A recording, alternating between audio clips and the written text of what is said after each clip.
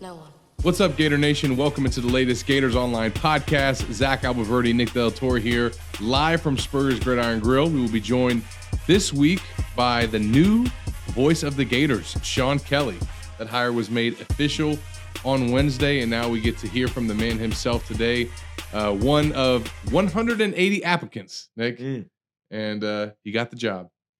Yeah, it only the fourth voice of the Gators in program history. And what a week for him. He was just in Fenway for the first time. Yeah. Was super excited about that. He called a combined no-hitter a couple weeks ago, and now you're the new voice of the Gators. So a whirlwind week for Sean Kelley, and we're excited to have him on just days after the news breaks. Yeah, absolutely. Just to get his thoughts on this job process, what it means for him to get this position, and obviously his history in broadcasting and some of the things that he's been. This is not a new role for him. He was the voice of the Pelicans back when they were the Pelicans, and also served as the voice of the Tulane Wave back in the day. So he was on the call for Florida Miami at Camping World Stadium. Yes. Interestingly enough, when he started working for ESPN Radio, his first job assignment, as Nick just mentioned, was covering a Florida football game. And now in his new job, his first job assignment will be covering a Florida football game.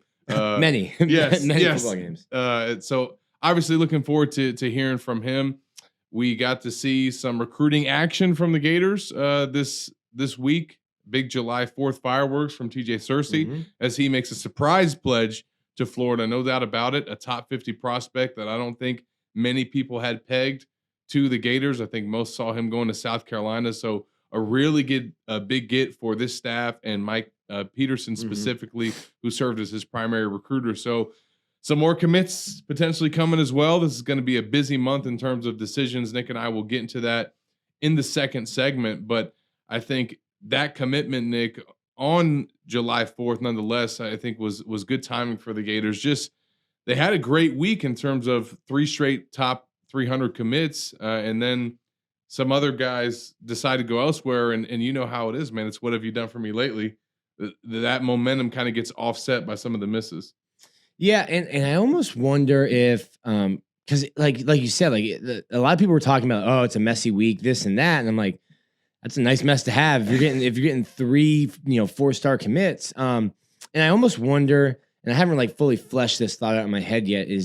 Do it now. It almost feels like Billy Napier is like the sins of the father are being held against the son. It's like the people remember the last 3 coaches, and they're holding the stuff that the last 3 coaches did against Billy Napier. And listen, you're going to need results. And I don't think those results need to come in July. I think those results need to come in September, in October and November. You need to win football games. Sure, you absolutely need to recruit. It's recruit or die, especially in the SEC. You could have a top 10 class in the country and be 4th in your conference, 5th in your conference, and that's not going to be good enough. So you do need to recruit. I just think that, or maybe I have the opinion that I think some of the past coaching blunders are being held against him, almost like fans have PTSD. That's exactly what I was going to say. I'm like, hey, I just give him some time to work, let NIL figure itself out. But I think they're doing a good job recruiting right now. Obviously, there's some big misses like the Tony Mitchell and stuff like that. But like you said last week, those are out-of-state kids. You need to keep these in-state kids. What does Billy say? 6 hours from Gainesville? That radius. And they're not going to keep all of them. No, by the way, you're not. Not all the top Sunshine State prospects in the 2023 cycle are going to end up at UF. That's just the reality of all the talent in this state, and that they're going to go to different places. And look, call it like it is. I mean, they're doing well right now. Yeah. Florida State even has had a good streak, but I think for Florida fans, sometimes, you focus so much on the negative, or you focus on some of the guys that don't end up in the class, but it's not like they're striking out across the board. And I think for them to be where they're at this point in the cycle for a bump class, and you look at what history shows, and I did see somebody point out that maybe we shouldn't compare, where Billy's at to previous track records, but that is the comparison point that we have. And the fact of the matter is that at 9 commitments, he has more than 3 of the previous 4 coaches after the month of June in his bump cycle before they've coached a game. So The only guy that had more was Will Muschamp with 10. So it's not like, he's on pace with pretty much where everyone else was. And those coaches actually recruited pretty well in their first cycles. Obviously, Urban Meyer recruited really well in that 2006 cycle. But we mentioned it last week. I'll mention it again because I got asked on the Chuck Oliver show this week about, Billy not getting enough wins this offseason. And that's obviously alluding to on the recruiting trail. And like you said, I mean, the only wins that matter are the wins that happen on the football field. Now, that stem from what you win on the recruiting trail. But as Dexter pointed out last week on Twitter, and I think we saw this week that he said he's taking a break from the Bird app. But he said to fans that were kind of worried about Florida recruiting or tweeting about it, and he responded to some and said, hey, recruiting is all about winning games. And if they're able to do that, especially out of the gate early in this 2022 season, that's going to help recruiting. Anthony Richardson having a really special year is going to help quarterback recruiting specifically. So we'll get more into the recruiting talk in the second segment. We'll discuss some of the other news that we've seen this past week. A lot of coaching contracts that came out as well, and some of the things of that nature. But we're going to talk to the newest UAA employee after this break, Sean Kelley, the new voice of the Gators. We'll be right back. Hi, Steve Spurrier here. Making a reservation at my restaurant is easier than a Saturday afternoon homecoming game against Vandy. You don't have to call or email. Just go to spurriers.com, hit the reservation button, pick a date, number of guests, and a time. It's so simple, I can do it. In fact, I just did. Maybe I'll see you tonight.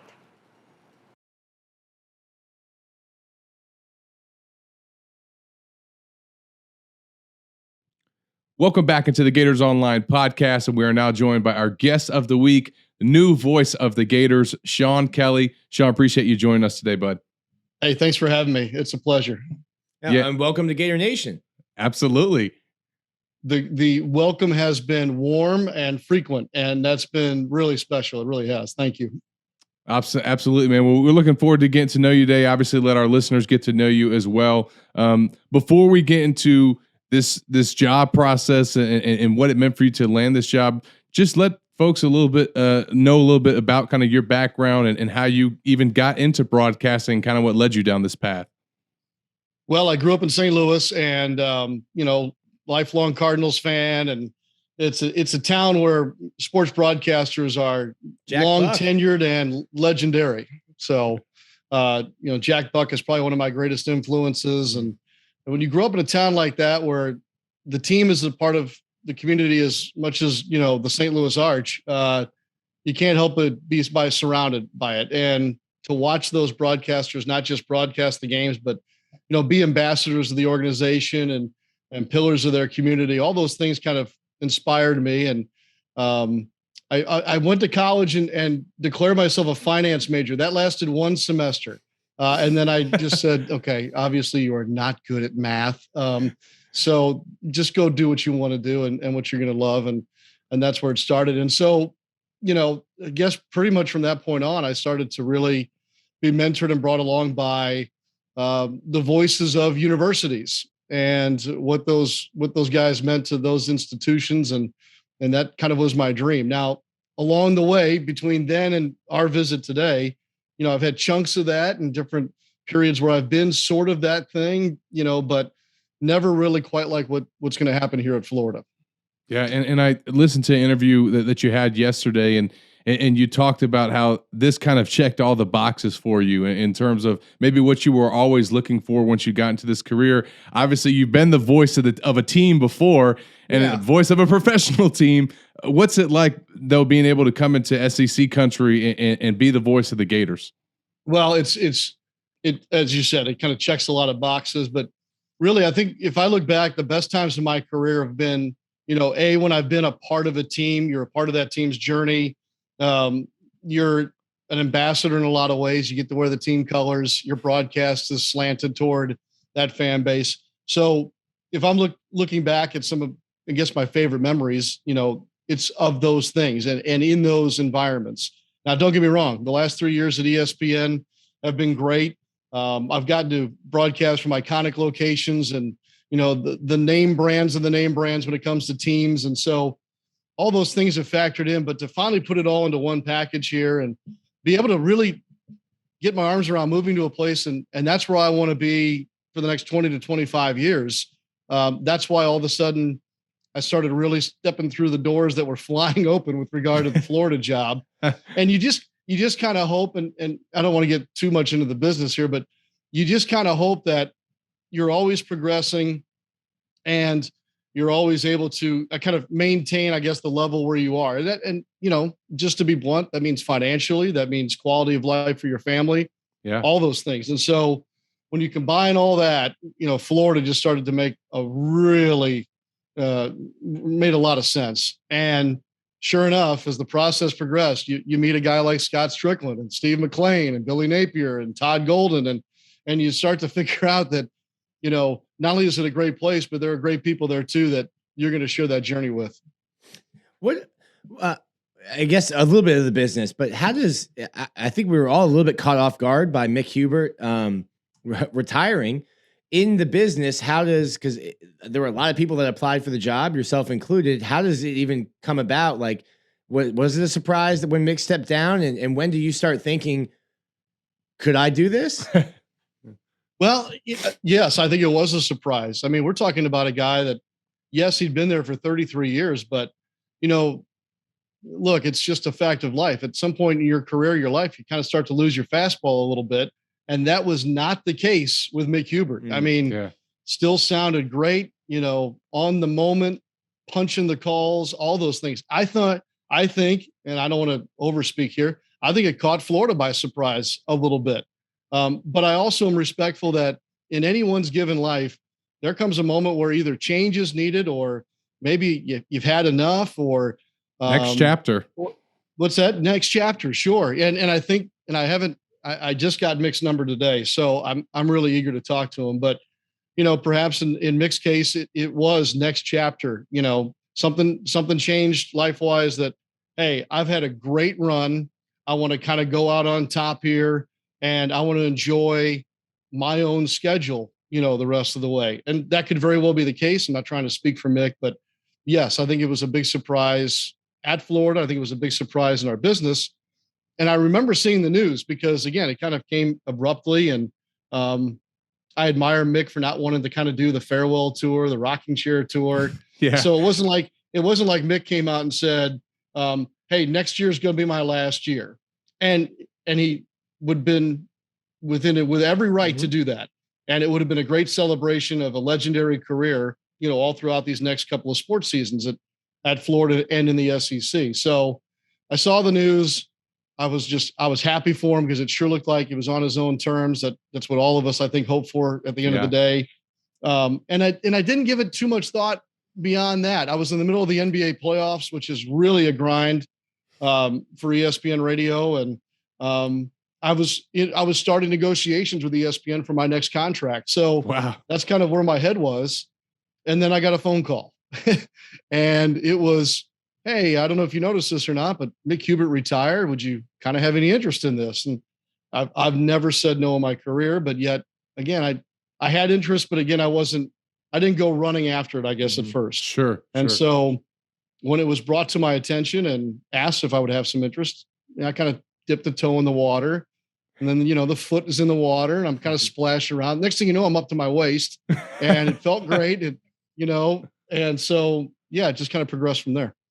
And then obviously being able to have those conversations with Scott Strickland, with Billy Napier, Todd Golden, how did that kind of help you along the process to obviously decide that this was right for your next chapter, and obviously that you were the right guy for them?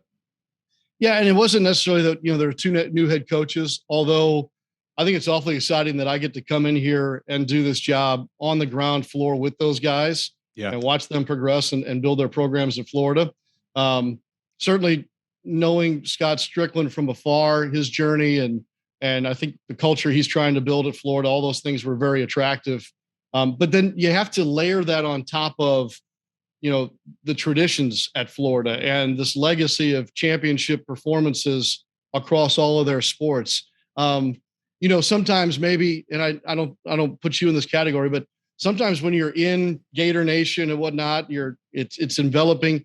You don't realize how other people see your program. And I want Florida to know that's a worldwide brand. I mean, I travel all over the country. I see Gator gear everywhere. I mean, we're talking about a national brand, and no slight to anybody else in the SEC or in college sports.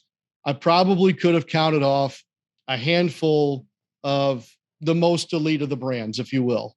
And I probably don't even need all 5 fingers. So when it came to like, if there was ever a, hey, would you leave ESPN for this? It was going to be a short list. And Florida's on that list.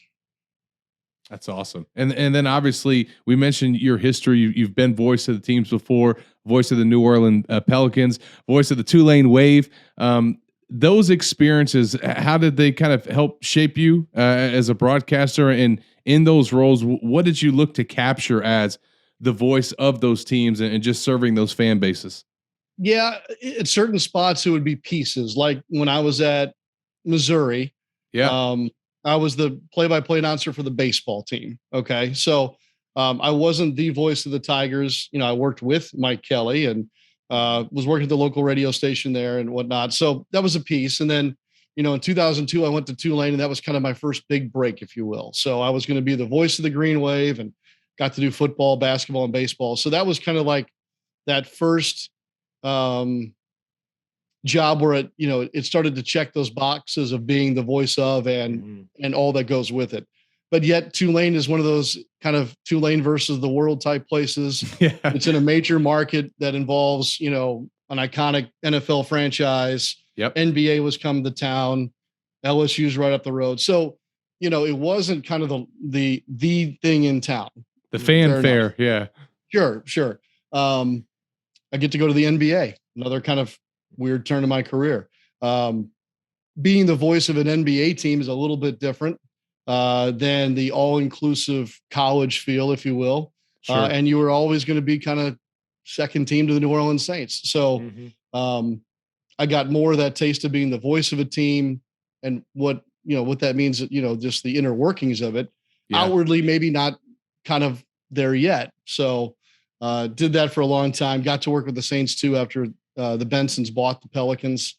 And then lo and behold, in 2019, I went full-time to ESPN. And so when you're the national guy, you kind of parachute in and, you know, there's great benefits to it. Don't get me wrong. Just, you can look at the list of games I got to do and it's, you know, it's a dream really. Yeah. And a great thing is at the end of the game, you know, no matter how it goes, you take your headsets off and you're like, all right, see ya. And you walk out the door. Right. You don't have that investment in the team. Like, you know, the jubilation of a win or we lost in a bad way. And now everybody's pissed off on the bus and the plane ride home sucks and the food doesn't taste good, you know, all that. So there were benefits to that. Don't get me wrong. But yet I had done all these things and I probably did all the things I wanted to do, just not all at the same time.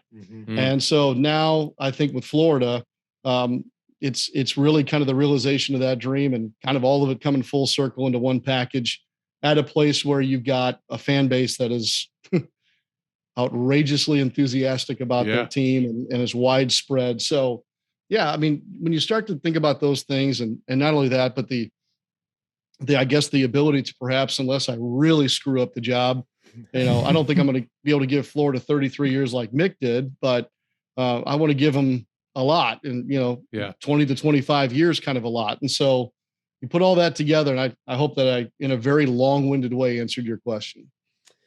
You touched on it a little bit there. It seems like you really enjoy being part of that team's fabric. And I think the voice of the team very much is that. But then if you're doing the national stuff, you're getting a new venue every week, a new storyline. It's fresh. What are some of the differences and the challenges, I guess, in both of those areas? Yeah. Well, you know, like for a national broadcast, I don't hate your team. Okay, let's just start with that. No. You hate both teams equally, and the fans will let you know. Yes. Right. Oh yeah. I get a lot of that. Actually, I don't. Some of my colleagues do. For some reason, I've kind of somehow avoided that. But look, it's a very kind of straight down the middle. It's an objective thing. I've kind of just taken I just used my team experience and applied it in a national way so that let's celebrate both sides equally. You know, maybe at Florida, it's kind of like this, but anyway, nationally it's like this. It is challenging bouncing in and out of a team's season or journey, because you're kind of picking up in the middle and you're trying to sound as knowledgeable as you can about the teams you're broadcasting to an extent. I mean, I think it's understandable that, like when I'm doing the Gators, we're going to have ongoing storylines. We'll be able to dig deeper into a player's story or a coach's process. Whereas, during a national broadcast, there's not a whole lot of room for that. You're kind of skimming a little bit over some of that stuff. But the prep is still daunting and it's new every week. But yet the freshness is also, invigorating. You've got new stuff, new stories to tell every weekend, week out. Now in this transition, back to being a part of the team again, now you get to slant that broadcast a little bit more. You don't have to be as objective as perhaps you were on a national broadcast. And not saying I'm going to be an outrageous homer. There'll be no doubt that you'll be listening to a Florida broadcast, but not every call is going to go against the Gators. That's just my style. And, not every opponent is to be disrespected. Certain ones, perhaps a little more than others, but, I think there's interesting. The fans will let you know which universities those are that should be disrespected. The fans will let you know very soon. Yeah, there's one about 2 hours away thereabouts, and maybe another one across state lines that I'm kind of keen into right now. Yeah. But the prep is different. If you're looking at the nuts and bolts of this, I'm going to be up to speed every week on Florida. There's no doubt, and I think I'll have great relationships with those head coaches and be able to be a real good conduit between the program and the fan base at the same time. And then, obviously I'll do more in-conference stuff, whereas before I was bouncing around Big Ten, Pac-12, SEC, all the way around. So I'll be more in tune, obviously, with the members of the conference as well. And that's just a matter of just kind of redirecting your study a little bit and just, figuring out how to prep best. And thankfully I have experience in doing that. And so it's not all too new as far as making that transition. No doubt. We're talking with Sean Kelley, new voice of the Florida Gators. Final few things for you, Sean. I want to talk some Gators now. We mentioned in our first segment how when you started ESPN Radio, your first assignment was a Florida football game, and now it's your new job. Your first assignment is going to be a lot of Florida football games. But one that you called recently, I think is a game that has a lot of Florida fans excited for this coming season. And that was the Florida LSU game in Baton Rouge, because we really saw Anthony Richardson come to life. What was that like from your vantage point, calling that game and seeing this guy just absolutely, change it? Well, let's start with him and then we'll talk about kind of the bigger picture, but he's the kind of guy, and I love going down on the field when guys are warming up. It's a privilege to be able to do that. And I think you learn a lot about a player when, shoulder pads are off, they're getting loose, they're going through their routine, that kind of a thing. And, he's one of those guys that when you walk out and he's getting loose, you're like, whoa, okay. I mean, just he has that look, the off the bus look, Yeah. And so then you start watching him going through his throwing routine and you're like, okay, you can make that throw. You can make that throw. Wow, that was off balance. That was pretty darn good too. And then finally, when you get to game speed, you start to realize what a weapon he is with his feet too. So we got to see a little taste of that. And frankly, I want to say, gosh, this is bad that I'm having some memory problems. I want to say he was a little banged up in that game.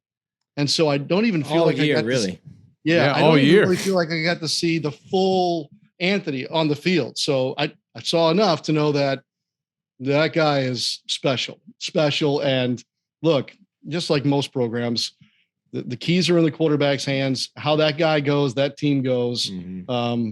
So look, in all the newness that's going to come around with this football team this fall, I think we got a sure thing in the quarterback. So that's awesome. And then, bigger picture, that game last year was so crazy because the wheels had already come off at LSU. And so O was on his way out. We kind of thought, oh boy, this could be a disaster. Like Florida's going to come in here and mop the floor with these guys. It was a day game, if I'm not mistaken. Yeah. Meanwhile, what we didn't know is that perhaps there were some wobbly wheels for the Gators as well. And obviously, things kind of snowballed, and that's why we've been talking about Billy Napier a little bit now at the helm. Well, lo and behold, it ends up being one of those college football games where just when you think you know, you don't really know. And so it had a kind of an oddball feel to it all day. The game starts swinging back and forth like wildly. Yeah, shootout. And then, crazy shootout. And here, like, all of a sudden you're figuring out LSU's playing for this guy who's on the way out the door. Like, they're like one for Coach O type thing here. And Florida's trying to get their legs under them, but they won't give up, right? So they keep fighting through it. And then you end up having a wildly entertaining game. Now, did it go the right way? I'll leave that, for those viewing and listening to decide. But it was just one of those moments that I find great about sports and my career and everything else. Again, just like what I said, just when you think you know, you really don't. It's funny because I tell people all the time, they always ask, what the job is like. And it's like, sometimes, any job you have can get you down, it becomes work. But then you have moments like that where, I'm sitting in the press box and you're just like, man, what is happening? This is really cool. I've had to delete my entire story and restart, but this is really cool to be here in person and watch this unfold. Yeah, no, I mean, like, okay, what's going to happen at work today? I mean, yeah, how crazy are we that we get blessed to be in a business where every day is different. Every day at work is different. And I'm a process guy, and I like having routines, and I don't think I'm, to the OCD level, but I like having things click along as far as my preparation goes. But yet I'm in a business where when the green flag goes, who knows? And I think that's pretty awesome. Now, look, I think sports gambling is now more prevalent than ever. And so there are more people who like to prognosticate and go that route. I get asked all the time now, I guess in the recent years, do I gamble on games? And I'm like, no way. They're like, but all that can go into it. And I'm like, that's probably why I don't. Yeah. Yeah. When even more, you're like, I ain't touching that. There's no way. So that's kind of the way I go about it. I'm ready to be entertained, and I'm ready to be surprised. All those things I think make the job great. And obviously you're going to be entertaining a lot of Florida fans, Sean. And you mentioned earlier some of your influences. Can you talk about that some more, and some of the guys that really had an impact on you, and then specifically a little bit more to your style as the voice of the Gators and what fans can expect from you? Yeah, I mentioned Jack Buck, obviously, but then I was in school in Southern Illinois University, and Mike Reese is the voice of the Salukis, still is to this day. Mike Kelley at Missouri is still at Missouri. So again, kind of like Mick that we were talking about earlier, the guys who have done this right, the guys that I like to style myself after or pattern, what I believe the job to be, I don't think it's any coincidence that they've been there for decades. It breeds longevity, it breeds relationship building, and that cohesion with a fan base that sometimes crosses generations, which I think is extremely special. I've also been big on trying to find new mentors for the level that I'm at in my career. So look, if those are my roots, then certainly at the NBA level, I've been blessed to have guys like Mike Breen and Ian Eagle as real good coaches and dear friends. Brian Anderson certainly is somebody that I lean on heavily right now. He also works multiple sports like I do, so we can discuss more than just basketball per se or just football. I'm a big Kenny Albert fan too. I like Kenny, and even Joe Buck to some extent. And I know Joe gets knocked around a little bit, but we're just a couple of years apart. We went to rival high schools. And there's a certain way that Joe works that I kind of like, and I think you'll find with me, is that it's somewhat understated. And again, he's working a television call. I'm working more of a radio call, but don't be afraid to close your mouth every once in a while and let the swamp and the crowd help tell the story for the listener. Get out of the way sometimes. Big touchdown scored. I don't need to wrap up the whole drive before the guy, hands the ball to the official. Just quiet down. Let the crowd go crazy. Let a listener who can't see what I'm seeing feel it at least. And so maybe I'm a little Midwestern folksy, but I've been in the Deep South long enough that I've got some Deep South to the way I call it a game. And I've just kind of grabbed those things as I've gone and tried to fit what fits me. I think we all steal things, styles or phrases. Yeah. What's that? Borrow. Borrow. Yeah. Rents, borrow something. Although if it's rent, then I have to actually pay the guy. Yeah, no, just borrow. But I think I try to find just kind of my own way. And I also like to really kind of fit my partner's style too, a little bit. Yeah. Like a game I'll do with PJ Carlissimo is a different call than I'll do with Lee, or Barrett Jones was my partner the last 3 years. God love an Alabama kid, but okay. You know, and my calls probably will be different with Shane coming up too. So I like to be kind of, you know, coachable and movable, I guess, in that sense. That's awesome. What's your every sport is so different, and I think I've always said like hockey play-by-play to me is probably the hardest, just because how many different ways can you say pass? I think baseball is also really difficult because you're filling a lot of dead time. What's your favorite sport to call, and maybe why? I don't have a particular favorite. I've been asked this, you know, quite a bit. And Sure. so, you know, I'll go ahead and say it just like, you know, it's like picking your favorite kid. You know, there's a cliche, but I grew up where when it was football season, football was your favorite sport. And then the seasons would change, and then basketball is my favorite sport, right? And then baseball season the same way. So I kind of love the seasons changing and the sports changing as well. That was one of the things why when I went from the NBA and the Pelicans to ESPN was I could get back to doing multiple sports as the seasons change. And so I played more baseball than anything else. I played all three, you know, high school level stuff. Let's be, you know, honest here. But, you know, so I love the romanticism of baseball on the radio.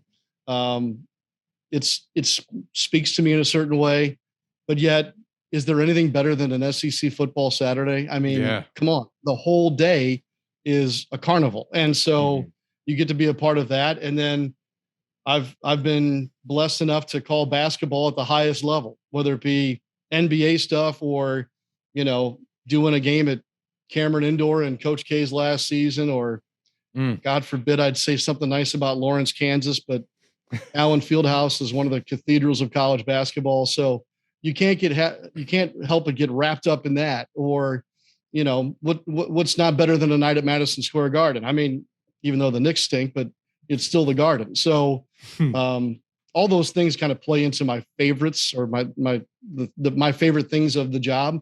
So it's less about favorite sport. It's more about being in the moment and enjoying kind of that special thing about that particular sport and their fans. I'm a big baseball guy. You just called a combined no-hitter. What is your how do you handle that in the booth on the call? Because I'm sitting at games and I see like at the TV flashes like he's perfect through 6. And I'm like, what are you doing? I'm like, don't do that. So that obviously started to come up at Yankee Stadium. And when you've never done a no-hitter before, you don't really know how to do it. Yeah. It was funny. I ran into Dave O'Brien, who's a national guy. He does the Red Sox too. I saw him this past Monday and he goes, I've done 9 of them. I said, 9? I'm like, okay. I said, well, I didn't know what to do other than as the game was winding down, just take those notes and those stats and all that and just throw them in the can and really try and dial in on describing exactly what's happening on the field. Nothing else matters except for kind of what you're watching at that moment. And I did the game with Tim Kirchin, who's like a walking baseball encyclopedia. So not only is he one of the most kindest, nicest people on the planet, you know, he's the easiest guy to work with because you can go, hey, Tim, you know, backup second baseman, Chicago Cubs, 1973. And then, you know, he knows. So it's just 8 minutes later, you've gotten that backstory about how he made it to the majors, and you're like, "All right, Tim, I just need the name. I didn't need the whole thing." Yeah. There's now 2 outs, Tim. We got to keep going. You know? No, but he has great mechanics, so he knows exactly when to get in and get out. But so the game, there's no hitters progressing. It's a combined no hitter, so it's not quite as special as kind of the old fashioned one guy goes out and, you know, gives us a little Billy Chapel, one of those things. I can't believe I just referenced that movie. Everybody hates that movie, but I love For Love of the Game. Just it's a great movie. The mechanism is one of the coolest like opening scenes. Fantastic. Yes, and Vince Scully on the broadcast. It's all good. But anyway, to your point about don't say that there's a no-hitter going on, I also firmly believe and have an awareness that I have absolutely nothing to do with what's going on in the field. And so I think, and Tim and I talked about this, and he made sure that I was on the same page as him. I think they were paying us to tell fans what were going on. So I can't believe that if somebody tuned in like in the 7th or whatever, and I'm going by this old baseball rule of like, you don't mention that a no-hitter is going on, that wouldn't that be a disservice to the listener and kind of not my job to not say that, hey, there hasn't been a hit yet. Right. Stay here. This could be really special. So, yeah, I mean, I wasn't shy about saying we had a no-hitter in progress and working our way through that. So it was one of those deals where you get to the end of it and you go, holy crap, I just did a no-hitter. I hope I did it right. You know, you don't really know. But man, to check that box was pretty darn cool. And at Yankee Stadium, not bad. Man, listen, man, you mentioned some very iconic venues. Our final question for you, Sean, you're now coming to an iconic venue in the Swamp. I got to ask, have you had a chance to call a game in the Swamp? And if you haven't, how much are you looking forward to that, given the history of this place? I have not. And as many places I've been, I can't believe it. You know, I mean, during this process, I was like, oh, surely I've been to Gainesville before. No, I had never been to Gainesville. So the first time I stepped foot in Gainesville was last week to interview for this job. So anytime that I had Florida, it was always Florida was at somewhere else. So I touched the Gators, but yet never got to call a game in the Swamp, which maybe the timing, whatever. But man, when I pulled up, don't think I didn't have the hairs on my arm standing up a little bit. And don't think I wasn't thinking about what that place is going to feel and sound like on September the 3rd. Got to go up and look around in that booth, and you look out and you're like, okay, and a lot of fun has happened here, and I know the legend. I just want to be a part of it now. So giddy up, let's go. It's open air. It's, you know, bring the heat, bring the humidity, roll it out. I can't wait. You know, all the stadiums have something special now before the team comes out. Yeah. That's the moment I will be excited about tailgating that day. I'll be excited about, as I mentioned, going down on the field and watching guys warm up. But man, those moments before that video rolls and everything else. And here come the Gators. I'm ready. That's the moment I'm looking forward to really right now. And you get a good one. No tune-up. It's reigning Pac-12 champions. I think their first trip to scheduled this. Your new boss. They did it for you. It was your new boss did it. Boy, somebody asked me about, you know, Billy Napier and the start of his era now. I'm like, well, yeah, well, great. Utah. Perfect. Yeah. This could go really well. No, I think it does speak to some of the patience that we're all going to have here and letting him get his team under him and their legs going. It's just not an easy one to do against Utah.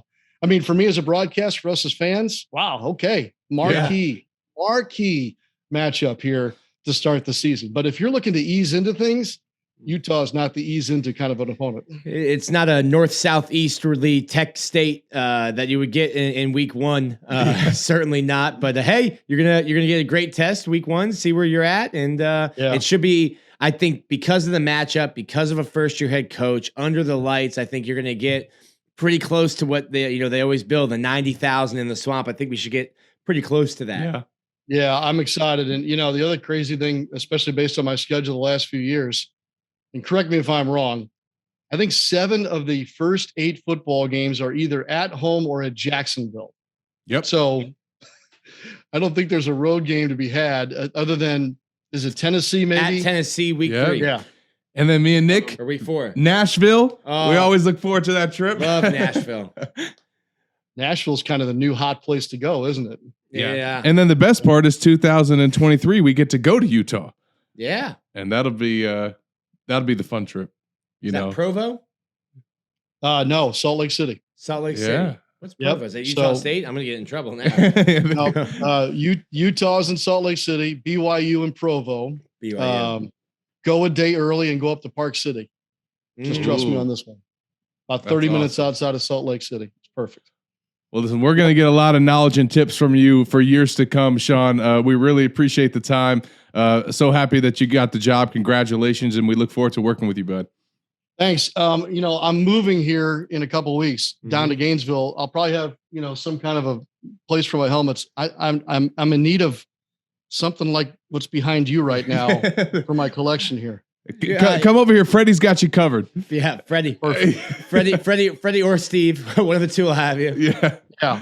So there's got to be one laying around that nobody's using anymore that perhaps I can add to the wall here. Yeah. So. There's one over here that has Jim McElwain's signature that they scrubbed off. Maybe you can have that one.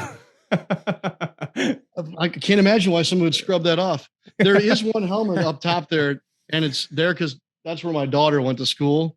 But in light of my new South job, Carolina? No, it's cut I off don't a even want little to bit get for us. Yeah. Okay, let's just say it's of another SEC school that will be happily replaced by a new part of my collection. That's awesome, man. Well, listen, Sean, we appreciate you so much, man. Good luck with the move and settling in, and let us know if we can help at any point, man. Great, man. It was a real pleasure and an honor to be with you guys today. I look forward to doing this again. Awesome. Thank you, Sean. Sean Kelley, new voice of the Gators. We're going to jump to this break. We'll come back on the other side and wrap things up on the Gators Online Podcast. Looking for more reasons to celebrate? We have them here at Celebration Point. Enjoy some of the newest additions to our already celebratory lineup, like Dave & Buster's, Les Macarons, and Prime and Pearl. There's always a reason to celebrate. Join us anytime for any occasion. Celebration Point, where Gators come to celebrate. Welcome back into the Gators Online Podcast. Appreciate Sean Kelley for joining us in the last segment. Great to hear from him and get to know him a little bit. And obviously sounds like this is kind of a destination spot for him and kind of encompasses everything that he's done in his career. Yeah, it's always interesting to me because, we don't really hear the broadcast, but we see on Twitter or on the message board how, the disdain for certain people that do it. And I think it's a hard job, because like he said, you're kind of parachuting in to the middle of a journey. There's no way a guy doing a national gig is going to know as much about the team that he's covering as the fans. Yeah, or McHubert. Or McHubert. So I think he's, while that is cool because you get to go to a bunch of destinations and a bunch of, like he said, the cathedrals and these places. You're in a tough spot. You're in a tough spot because you're kind of getting, like he said, parachuting in and trying to figure something out. You've got 5 days to figure out this team and make an impact on that little part of their season. I think he's really looking forward to, kind of intertwining into the fabric of Gator Nation and being a part of it. Yeah, and he's obviously served over a decade as the voice of the New Orleans Pelicans. But as he said, being the voice of an NBA team and all that goes into all those games, and it's like it doesn't carry the same weight as an SEC football game in the swamp, which crazy that hasn't covered that. So going to be cool for him to kind of get that experience and just good timing with the start of the Billy Napier era, start of the Todd Golden era, and everything that entails. So hope you guys enjoyed that interview. And I know you guys enjoyed the news on Monday, as we mentioned in the opening segment from TJ Searcy, committed to the Gators. And I think, Nick, with that pledge, just kind of like a reminder, like, don't freak out. Like you're going to take some wins, you're going to take some losses, but like, let's not act like the staff is like incompetent or that they did not get this job, by mistake. They were brought here because they've got some folks that know how to recruit. They've got history as recruiters, and it was no mistake that Florida basically emptied its commitment list and then still finished with a top 20 class and some surprises in the last cycle. What are they going to be able to do with the full recruiting cycle? How many more surprises do they have up their sleeve?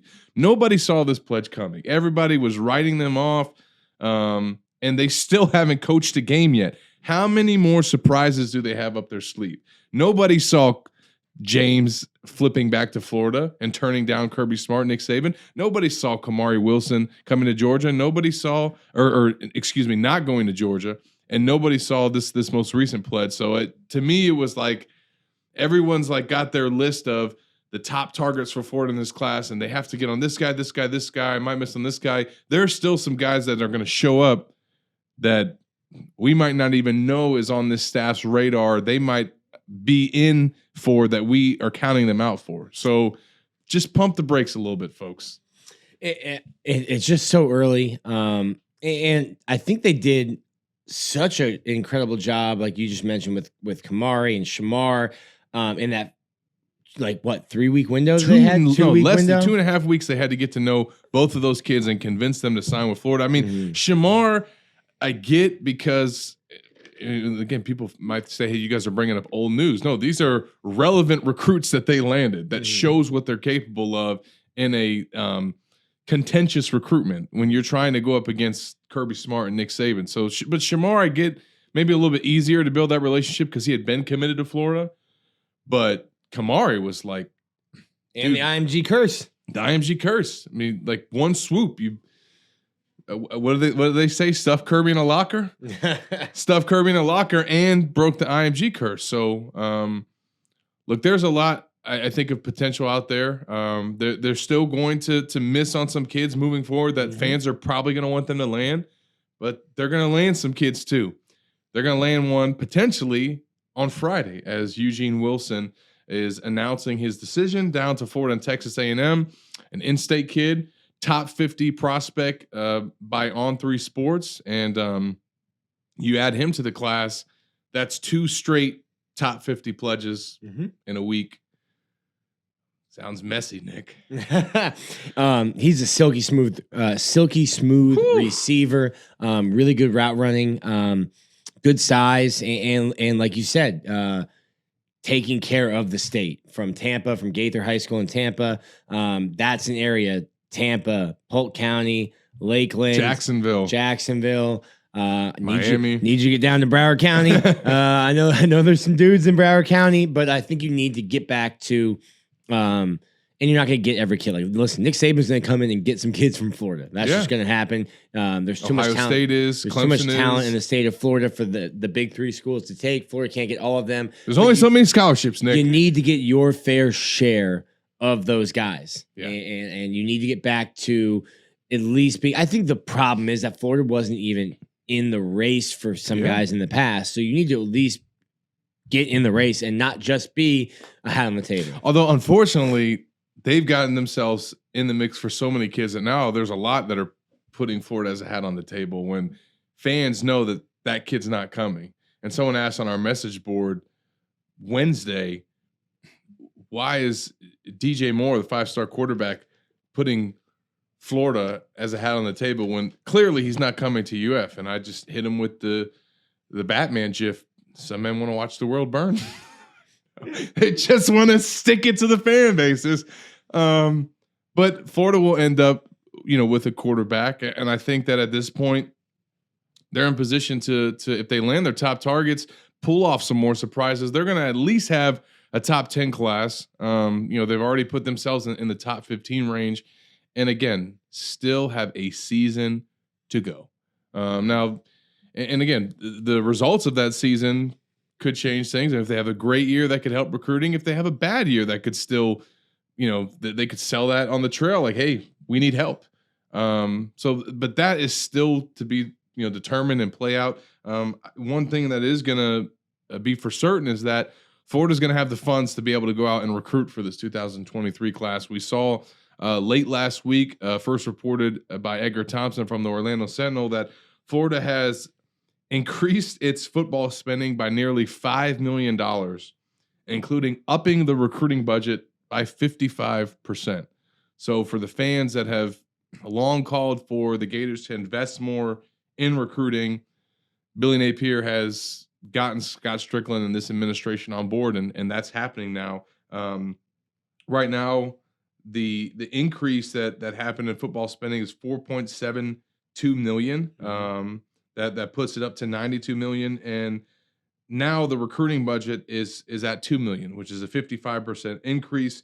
In October 2021, according to a report from 24/7 Sports, Florida's recruiting budget ranked 14th nationally at $1.27 million, more than $2 million behind Georgia's nation-leading $3.6 million. Now, as Scott Strickland has made sure to point out several times, many people inside the UAA have made sure to point this out. The UAA's ownership of 2 private jets, a $3.3 million jet, an $8.5 million jet, and an aviation budget of $839,000 offsets a lot of recruiting travel costs that other schools have to pay because they don't have 2 private jets. Now, the fact that Florida is upping their budget by 55%, bringing it to $2 million, they're going to have all that extra money to play with, and they still don't have to pay for air travel. So that's going to make a difference.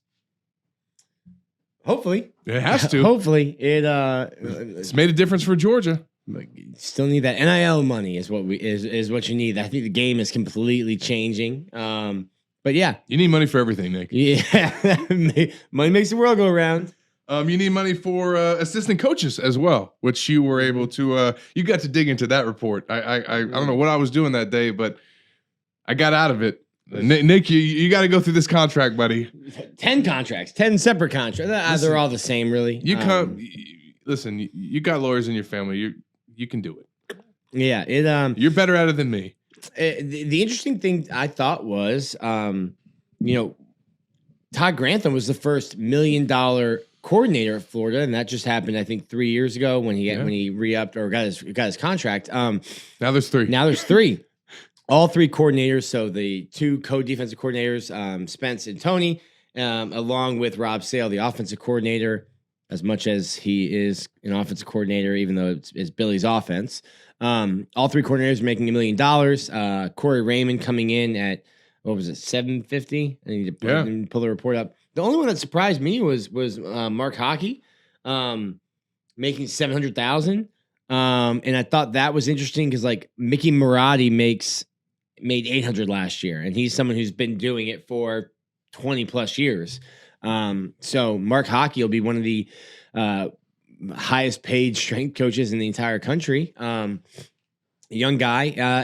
I do think a lot of that goes to the strength coach has so much to do with your team. There's so much time during the year where the coaches can't be doing stuff for the team, and you have to rely on your strength coach. So you got to compensate them. Has to be somebody that you trust, and has to be somebody that you compensate. Another interesting thing is that they're not using the full budget. You had $7.5 million that Billy could use, and there's guys like all these guys are on 2-year contracts. So somebody like Darnell Stapleton, who's younger, not making as much, could be in line for a raise. And the same thing with Mike Peterson. When Christian Robinson first got to Florida, he was making $80,000. I mean, I think Gervon Dexter has more money in NIL deals than Christian Robinson was making as a coach now.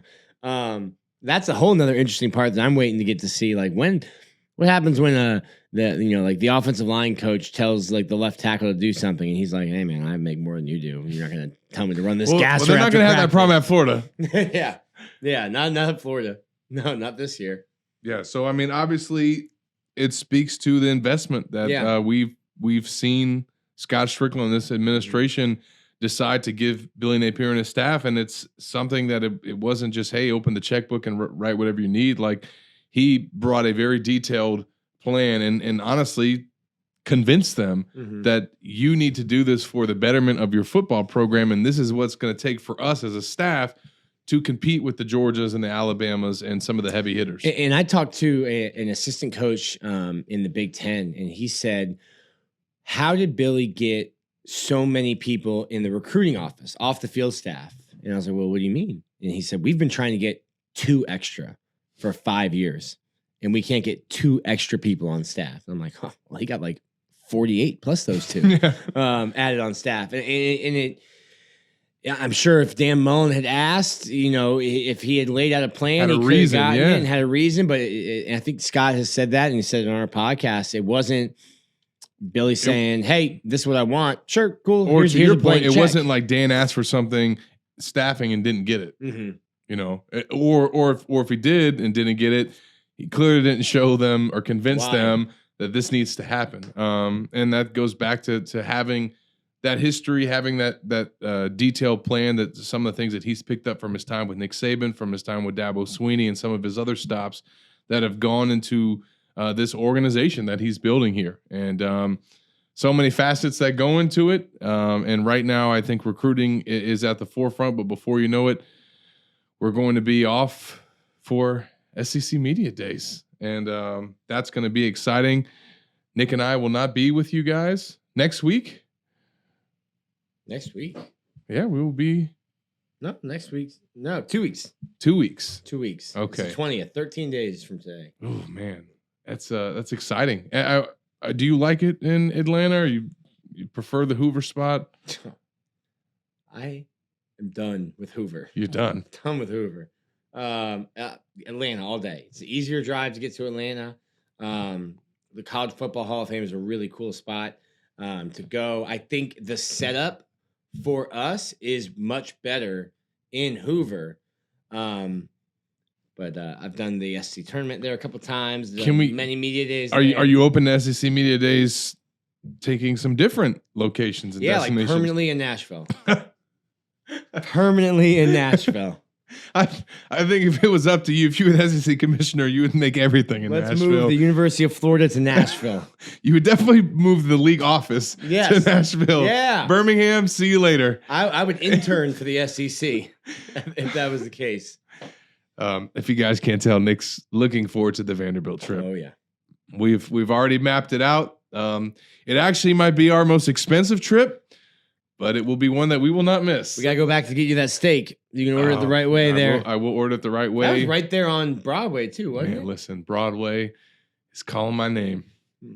That'll be some fun times. Obviously, you guys are going to have a lot of fun times with Sean Kelley. Appreciate him joining us this week, going through what's been a whirlwind for him these past couple weeks. And I think he's looking forward to his move to Gainesville, but most importantly, football season, as I know all of you are as well. For Nick Del Torre, I'm Zach Abolverdi. We'll be back next week with the Gators Online Podcast.